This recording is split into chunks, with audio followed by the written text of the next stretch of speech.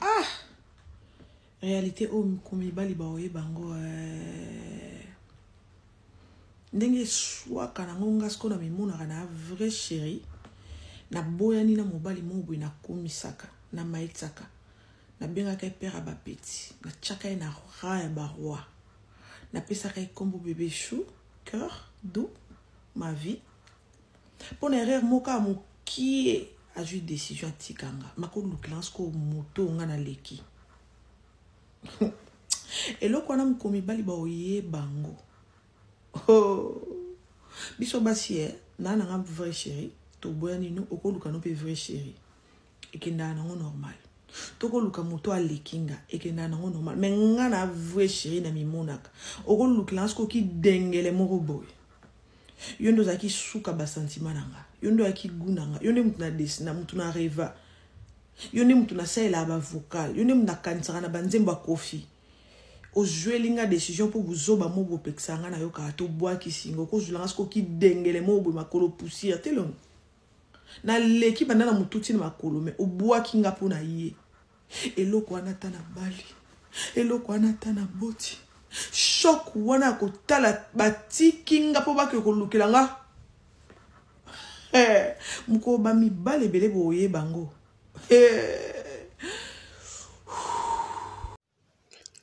Eba tata eba mama kisengelele pi eba ndumba eba kaka kisengelele pi amame edukeba a ndeko olobinini Gigolo komandaka déjà ko toyebi couleur ndako te allo mi panzina dongo piment ni oza whisky de Amsterdam ya vert zona pe de 8.8 te même mi panzina dongo liongo lobby tant que solo va vous en ma course dans le frigo chauffer les mains d'accord nazanzi là otinanga bien aze natala tango za eni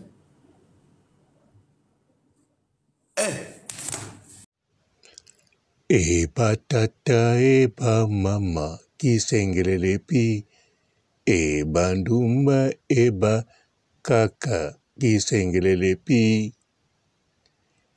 amame edukeba a ndeko olobinini Wemi bibalo ba kolinga biso so batambola na kitalatala na mbunzu na bango elakisaka mabe na bango me topusa na te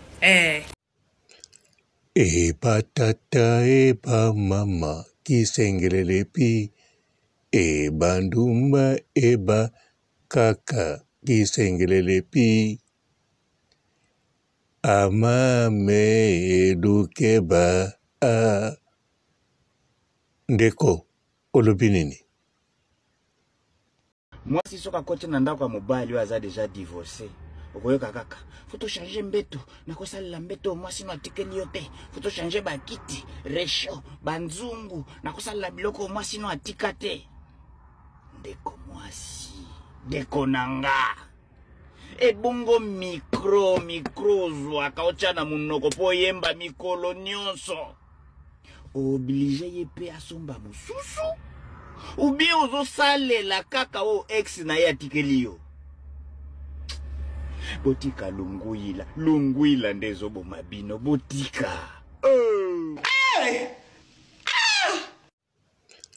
eba tata eba mama kisengelele pi eba ndumba eba kaka kisengelele pi amame edukeba a ndeko olobinini mbote na biso nyonso ndenge nanu bata poto ba éclaircir nga na motuna oyo na poto soki ndako eza ya mobali to ndako loyer mobali mutafutaka to mwasi na mobali basangisaka 50-50 est-ce que mwasi nde kaka nde mutu akobengana mobali to mwasi akoki kaka kobengana mobali na ndako oyo mwasi ye nde mutu azofuta loyer to ndako mwasi mutu asomba ebongo mobali ye akobengana mwasi te. Merci.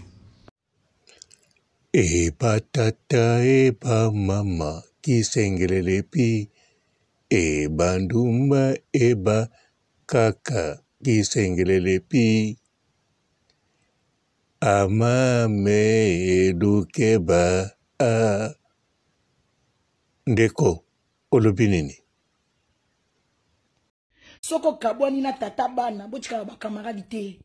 Soko esili aux assistants sociaux na été. Soko azangi place akolala ko yamba été. Aya ko kufa na ba souci na ye na ndako ba kangondoki. Donc nga conseil na ko pesa ko ba chou. Ko yamba rasu tata bana na ndako te. Soko sala ka makambo yo, tala makambo komeli labrine. Gentillesse bolamu zoba.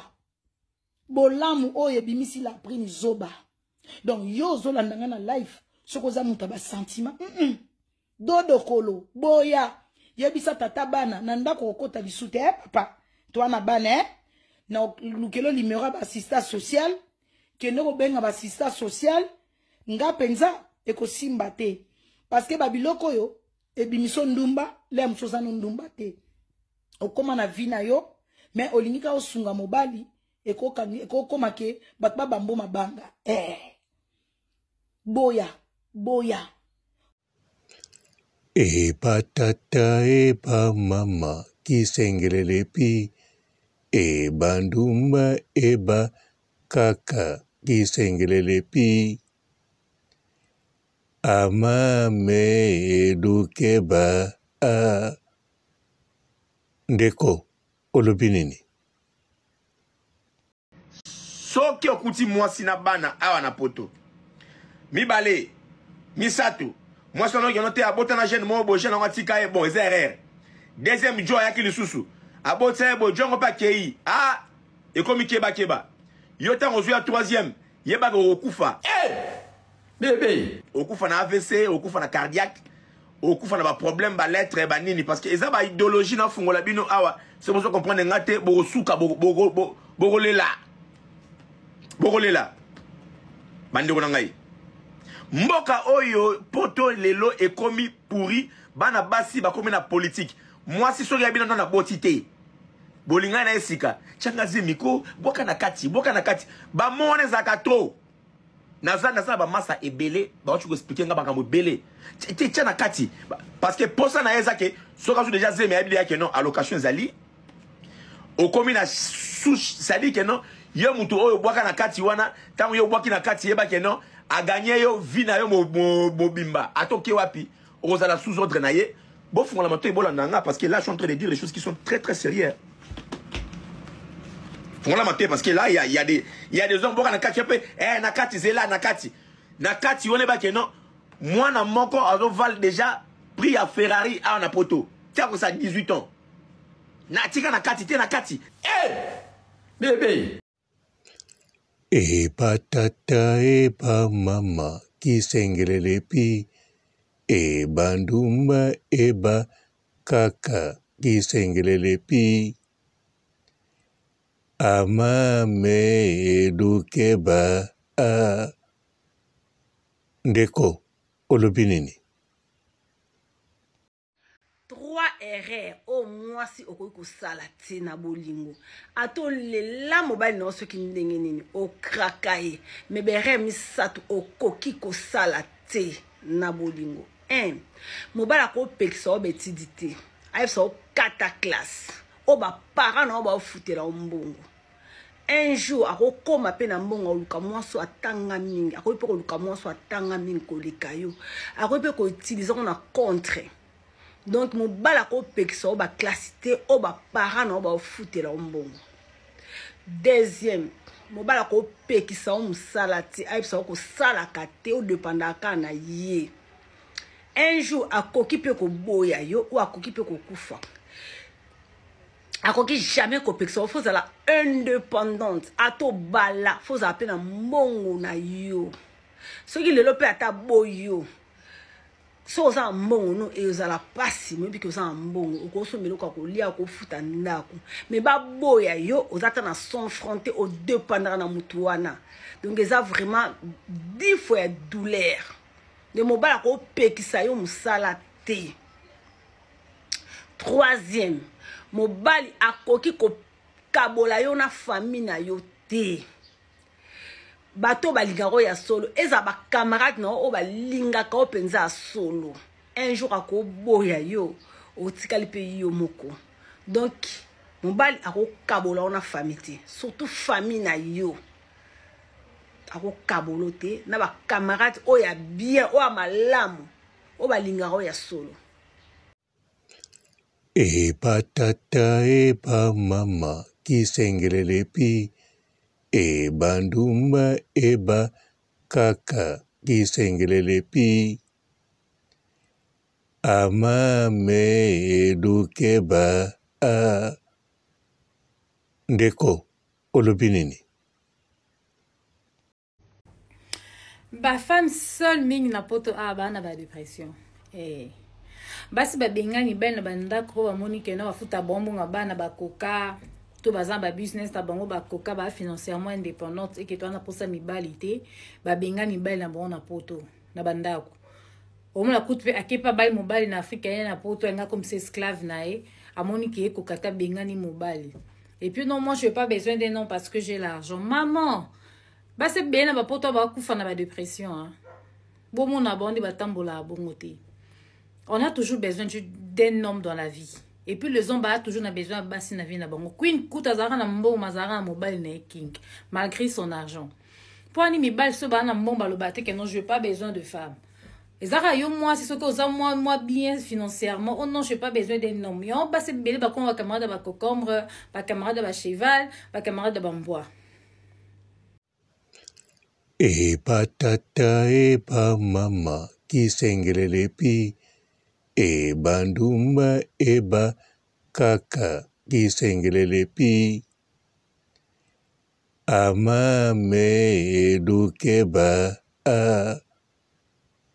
Ndeko olobinini. Conseil pour la fille à milieu. So, je m'en bats no moya sika mikoloana. Au sentir que ça va. Évita qu'on me mette à la place moro boye de gens me mi bal na yo. Évita qu'on me mette à la place moro de gens teka face. Pour bobe c'est leur relation. Ngana ka mo abino. Obi déjà que place on teka face trop. Mi bali nyo surtout ya silali de Luanda o yo zwa kuna okenda na bango. Sko zuma mosungi na yo boza na bino même moral. On nous les autres même kuna. Kasi boke yebi se babuzo ba no so salati. Boza la mayele te boy po ali.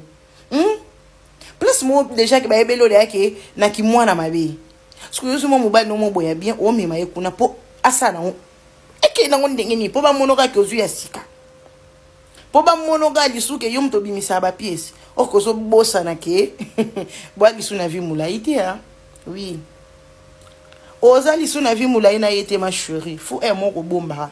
Luka ko memake so ebi ko teka trop face na yo na milia batamangala. So zu mobile no moko bo lingo concentré. Éviter ko kene na milia batamangala. Luko kene na milia mo place ba bangolé ba fréquenta ka trop. Mo ba restaurant yo lo rolo le la bar.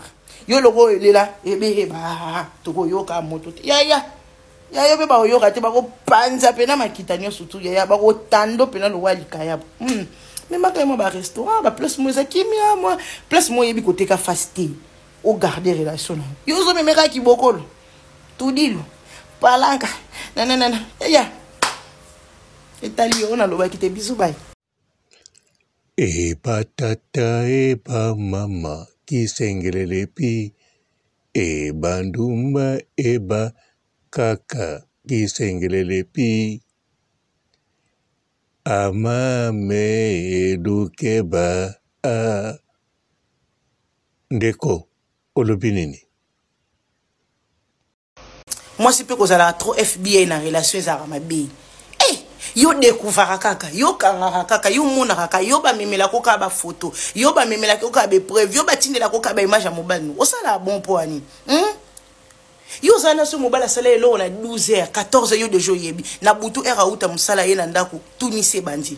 réunion bandi relation mekoma lokwa tribunal yo posa ka mbali ba question liso nani abimeli wapi ozongani liso na fiyo yo kate olandela kanini ozoni yokolanga osala bon poani de o profita liso ba moment ya bien na relation na ote likolo ya tunisa likolo ya ko luka ko yeba yo découvrir kaka makam de mobile bila ke tina ozonga na ndako dossier zokutanga bo mo sa bon poani bucha pe mbele binoke nini yango pour les meilleurs pour les pires kaka em soupe no bola pana na bino ngoti oh tika mon bala batu pe moi respirer mo po moni likambo obetcha ngo kara obetcha ngo kara loko monite loko yo kite po o garder kaka stabilité émotionnelle na yo ezala bien pour ce que vous découvrez au bandu soranuka ba choquer ça la santé na yo bien té et on profiter ko savourer na bolingono comme il faut té pour ni o luka kaka koyeba makam de mon ba évidemment que tino ke na butu réunion ezali réunion pe makambo malunga te ke o total avenir na biso bébé daki à 2 ans to sala nini to préparer ni té yo ezala ozonga lisu na fi yo ka te panini mwana ngazala yo busala bon poani. Oh, botimba ko buza garda toujours bandi na elo muso mono pe no o bala o moni moi ça la raso amoni eloko o balancer en otali na o ezan point na tena boram. Oui, c'est ça. O tuni na opeto meli ngo kundi ngo sala ngalo kwa ba sekele na yo buzo bo sala oyo melo betela mutute. O boki ngoti e saloni. Oh, bisous bye. E patata e pa mama kisengelele pi e bandumba e ba kaka kisengelele pi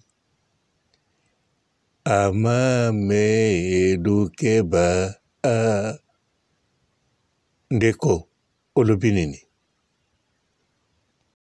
nalinga so mobala olinga mwasi mobali soka lingi mwasi ebanaka mobali soka zolinga yo au protéger na makambo ebele au linga kutu tata na famille basimba yo au linga te na ba connaissance pe soki mobali lingi mwasi ezalaka visible miso ba nyonso comprendre que garçon alela mwasi na ye yango elo na sepela na mibali soki mobali lingi yo yaya lingaka mingi mobali linga po biso basi tozana bolingo mobo ezalaka ta miso ezalaka naturel nzamba tia bolingo mobo pa na biso za capable de osala semblant na mutu mobo olinga kete abanda ko lingo depuis olinga kete comme après 5 ans 3 ans on a yo keli eka mawa on a moina linga ekaka o vai na mutu mobo malgré yo movali na pe obotu pe bana bobani pe osala vie o vani pe makam place moko mais mobali aza bongo te mobali soka lingi o lingo de vrai so pa lingi otakova no 10 ans abotu bana même kola ke kutana oyo akotika yo akei donc mobali linga vrai bana baso nzeto linga na mawa ngana linga mibali bali e patata e pa mama kisengelele pi e bandumba e ba kaka kisengelele pi amame edukeba a ndeko olobi nini qui comprend qui s'est passé solo. C'était quoi encore l'histoire de Jimmy Belao? Et si moi on a combat Belao, on dit Karine, moi on est innocent, pourquoi tu fais ça?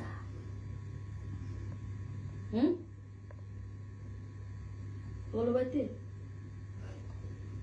Et comme Belao, ça est grave.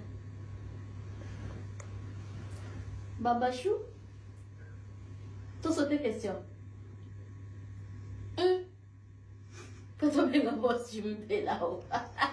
Ou bien on ne répond pas néné à kilo. Karine, toi tu me fais là. Ou bien une question. Tu sautes. Tu comprends qu'elle dit que le bâtir. On va dire que là-haut. C'est que il y a mon bapé zati.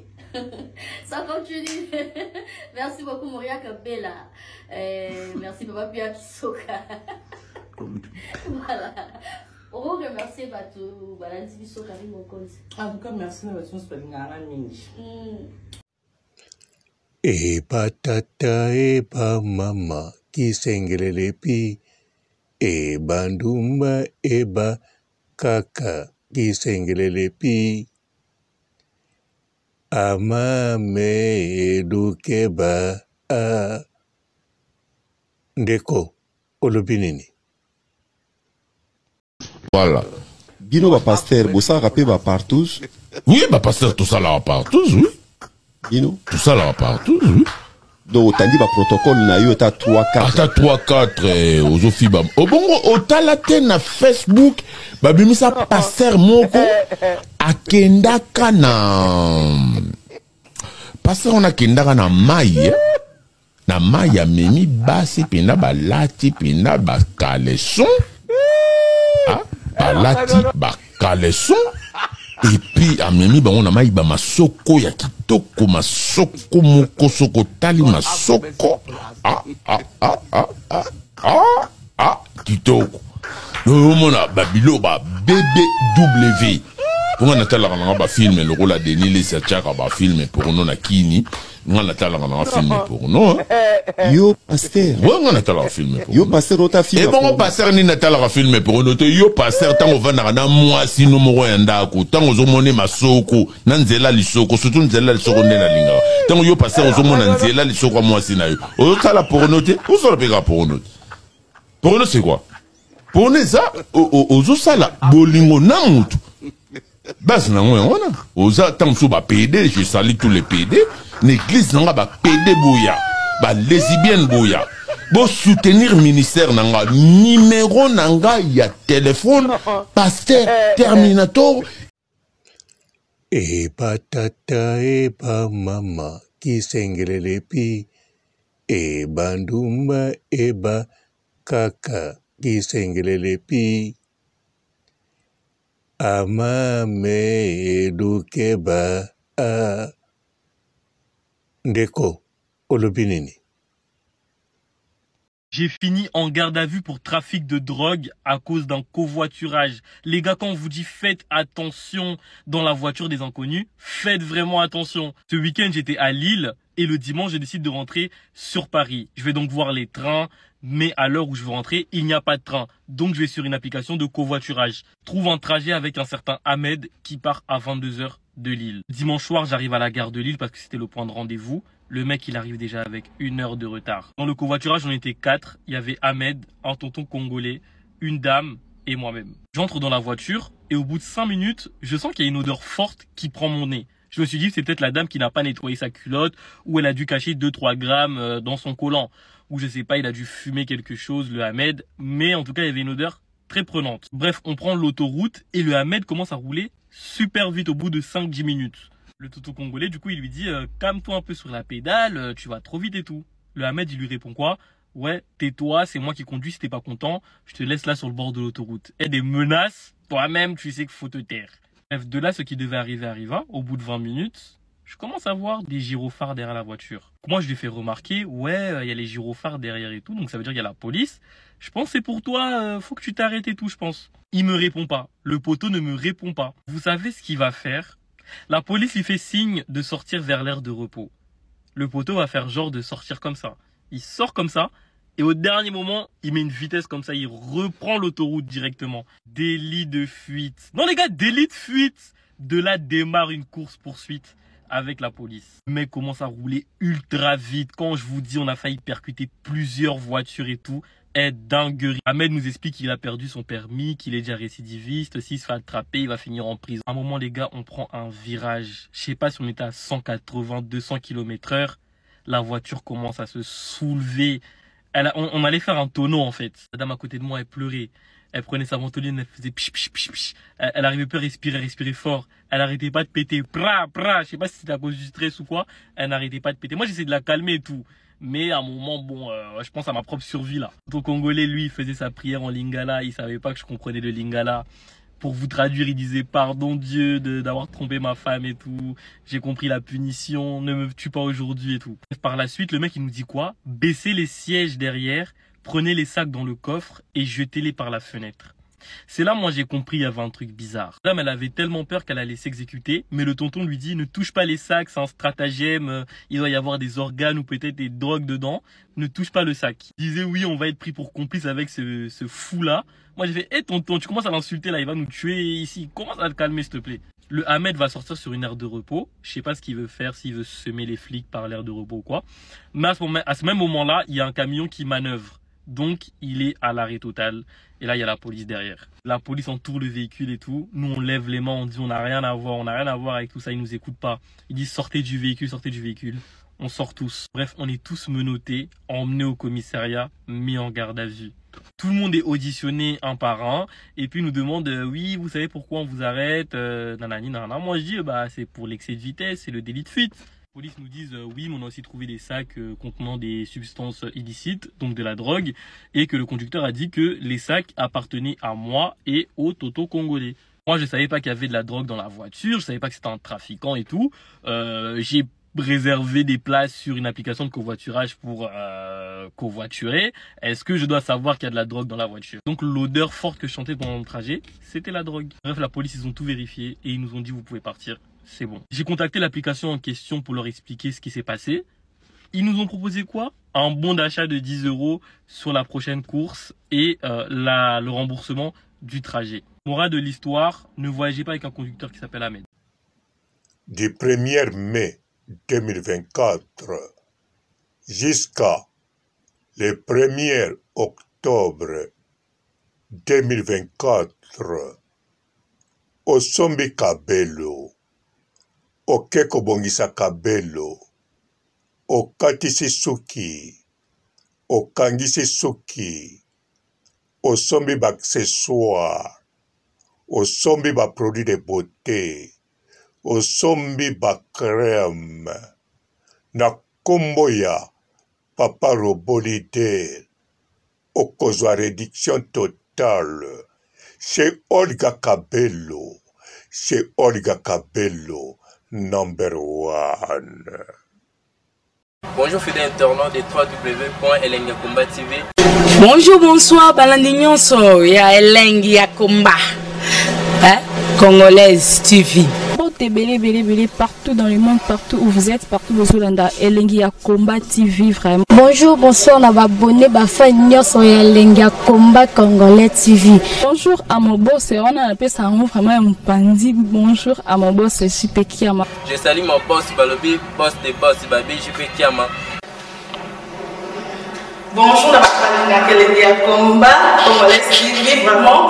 Amour na zana chaîne de qui topo ya boss na JP Kiama ta ay boss des boss ya ni ama danger. Donc Maxime Tolo la zaki.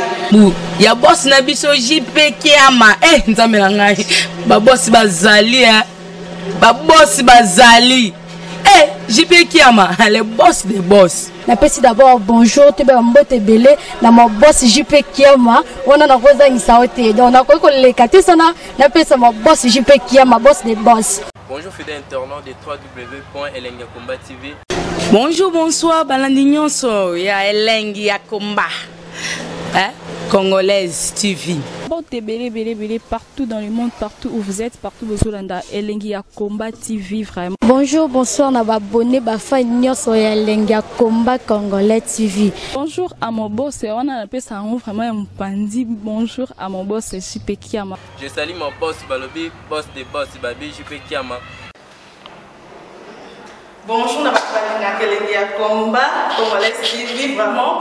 Amour na zana chaîne de qui topo ya boss na JP Kiama ta ay boss des boss ya ni ama danger. Donc Maxime Tolo la zaki. Ya boss na biso JP Kiama nzambe na ngai ba boss bazali ba boss bazali JP Kiama le boss des boss. Napesi d'abord bonjour te ba mbote belé na mon boss JP Kiama ona na koza ngisaote donc na ko lekate sana napesa mon boss JP Kiama boss des boss.